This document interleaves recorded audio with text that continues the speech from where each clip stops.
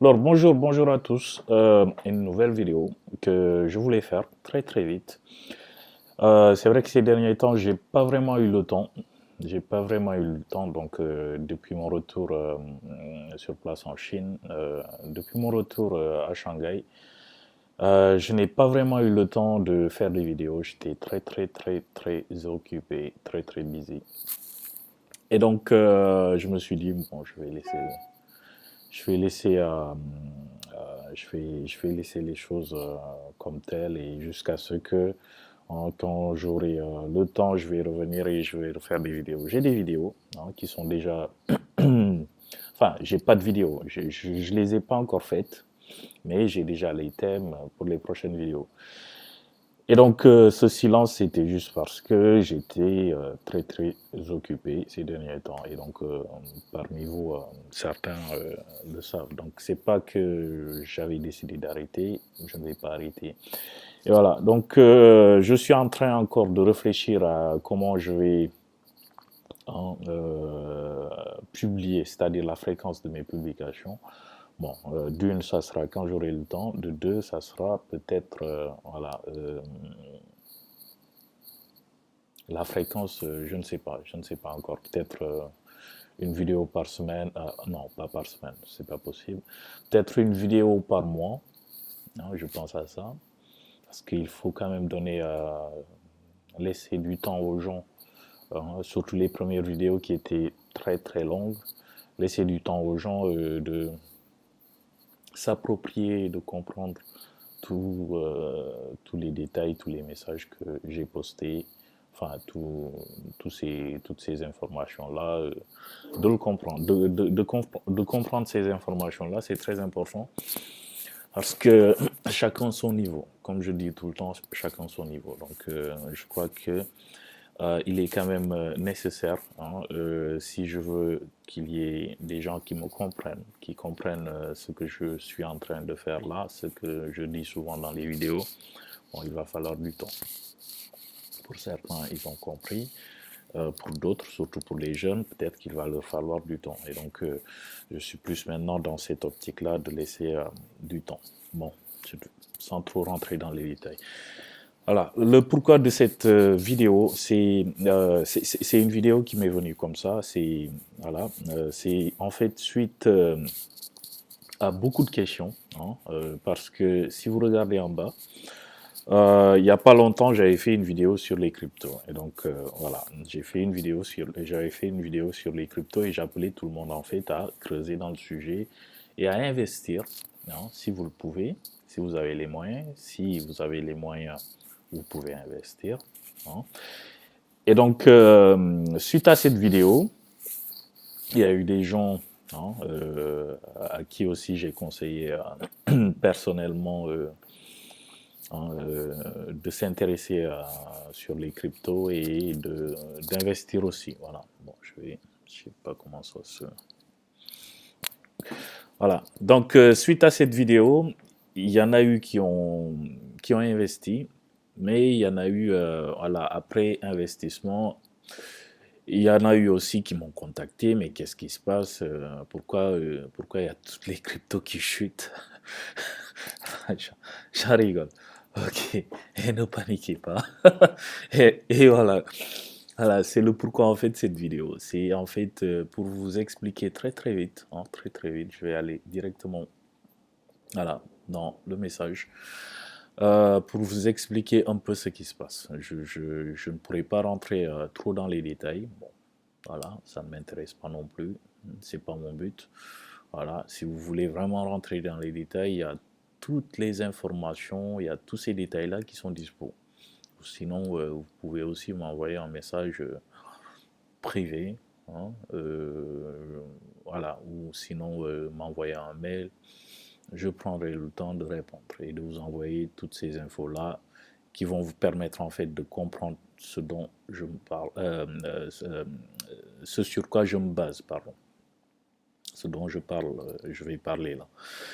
Et donc, le petit message, c'est juste, bon, d'une, ne vendez pas. Ça, c'est très important. Ne vendez pas. Quelles que soient vos positions que vous avez, ne vendez pas. que ce soit sur le Bitcoin, sur le Ripple, sur l'Ethereum, sur le Dash, toutes ces cryptos-là, les top 10 cryptos, si vous en avez, ne vendez pas. Voilà. Maintenant, ce qu'il faut comprendre dans ce qui se passe là, c'est vrai que ce qui se passe là, c'est en quelque sorte un effet de surprise, mais pas pour ceux qui ont suivi en fait l'histoire des cryptos. Si vous avez pris le temps de creuser dans les cryptos depuis, je sais pas, depuis 1 an, 2 ans, depuis même juste 2 ans, non, juste 1 an, si vous avez eu le temps de creuser dans les cryptos, vous comprendrez en fait que ce qui se passe là, c'est juste des manipulations. Voilà. Il y a eu des gens, et voilà mon message, il y a eu des gens, des, des gens, bing, ok, qui, voilà, ils ont loupé la première entrée. C'est ce que je dis là, ça ne regarde que moi. Je ne dis pas que c'est une vérité absolue, hein. Vous me croyez, vous ne me croyez pas.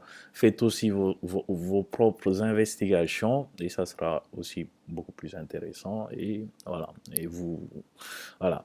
Donc, de par ce que j'ai observé, hein, ce que j'ai constaté et suite à tous ces événements-là, voilà.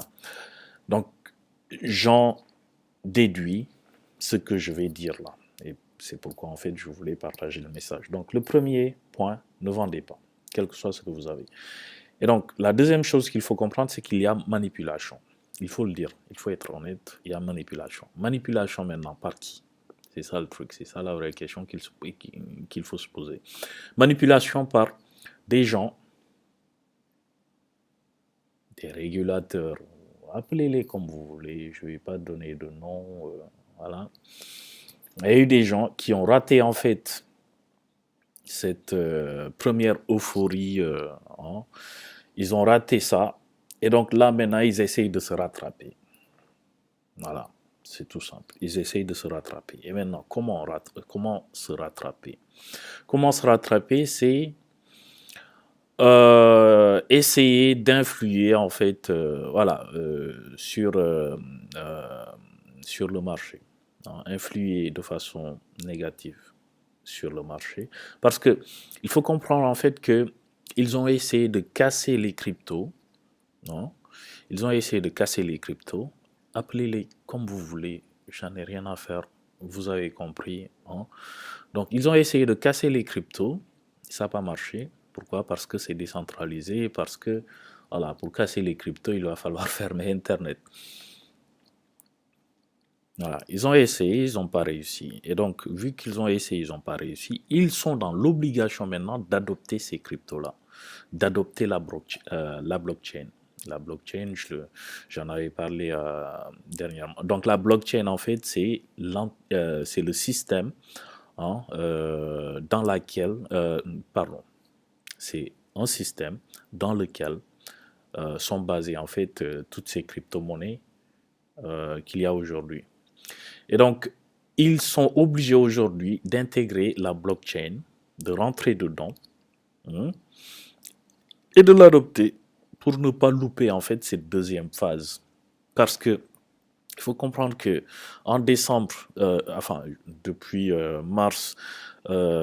mars-avril de l'année passée, les cryptos ça a commencé à faire ça. Jusqu'en décembre, hein. Jusqu'en décembre, ça faisait ça, ça a explosé.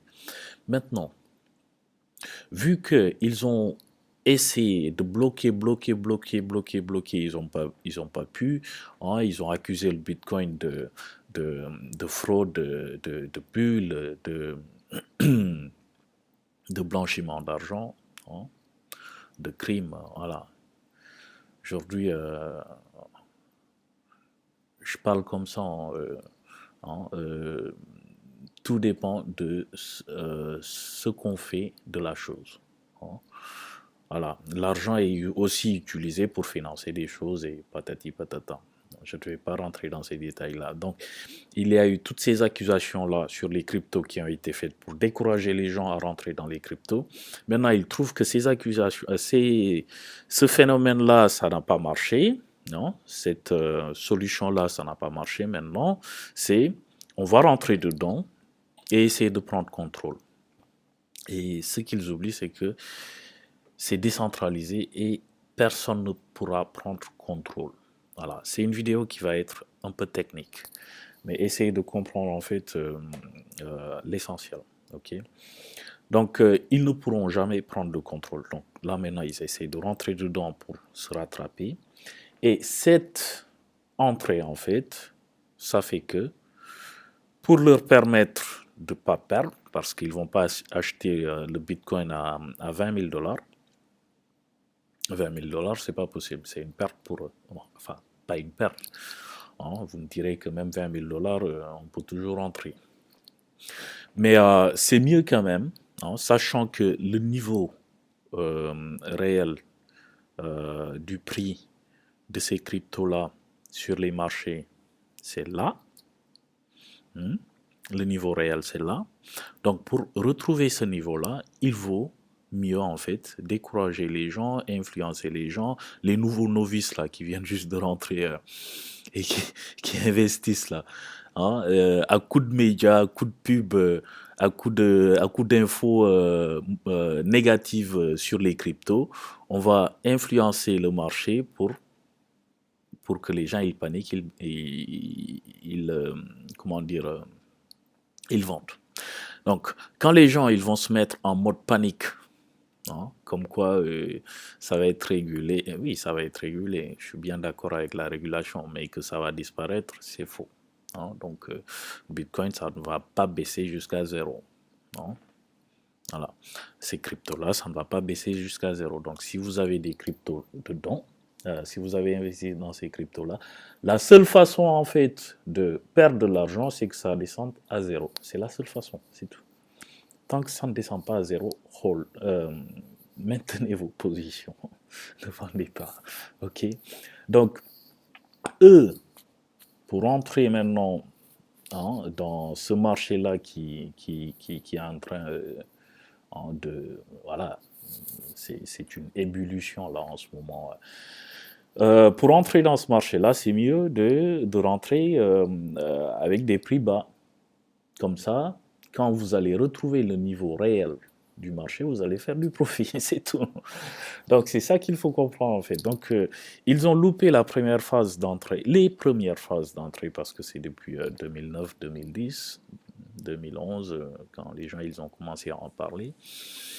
Ils ont loupé ces premières phases d'entrée-là. Puis après, quand ils ont commencé à voir qu'il y a de plus en plus une adoption massive au niveau des populations, ils se sont dit, bon, on va lutter contre. Ils ont essayé de lutter contre. Ils se sont rendus compte qu'ils ne peuvent pas lutter contre ça. Ils ne peuvent pas le stopper. Ils ne peuvent pas stopper les cryptos. Donc, vu qu'ils se sont rendus compte qu'ils ne peuvent pas stopper les cryptos, je ne parle pas en fait de régulation, hein, de régulation. Je ne parle pas je parle de la blockchain en général. Hein. Hein, ils se sont rendus compte qu'ils ne peuvent pas stopper la blockchain. Maintenant, la seule façon, c'est de rentrer. Ces informations-là, c'est public. Hein. Voilà, c'est pas quelque chose qui évolue dans la sphère privée ou qui est, voilà, c'est public. Tout le monde peut aller sur Internet et voir. Donc des cas comme ça, hein, de ces soi-disant régulateurs anti-crypto qui disaient avant c'est une bulle, ça permet, ça sert en fait aux criminels, blanchiment d'argent et tout ça. Ce sont ces mêmes personnes-là qui sont en train d'acheter les cryptos aujourd'hui. Pourquoi? C'est tout simple. Et c'est ça qu'il faut comprendre. Et vu que ces personnes-là, ces gens-là, ces entités-là, c'est des entités qui sont très, très influenceurs. Hein. Voilà, influenceurs parce qu'ils ont ils ont une voix qui porte haut. Hein. Ils peuvent aller dans n'importe quel média, dire ce qu'ils veulent. Voilà, je ne vais pas rentrer dans ces détails. Donc, vu que c'est des influenceurs, ils arrivent en fait à faire descendre, à manipuler le marché parce que le novice qui va rentrer, quand il va voir dans les journaux que, ah ben tiens, il y a telle plateforme qui a été piratée, hein. Il y a le Bitcoin qui est en train de baisser, lui, il va paniquer et il va se dire, attends, il faut vendre, hein, avant de perdre de l'argent. Non, tu ne vends pas.